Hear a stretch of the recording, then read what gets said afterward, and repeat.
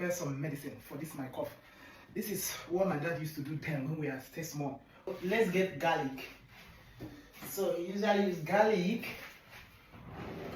and honey. I told you guys, he gave me this honey, this raw honey, no missy at all. So I'm peeling it now. I will peel much so that I will see the one I will lick tomorrow. This kata is that bad, dangerous one. If I'm walking outside, you see tears coming out of my eyes. People were looking at me today in the train station. So I'm going to pound it now. Ooh! It's not easy to pound this thing. You have to pound it smoothly. To the plate.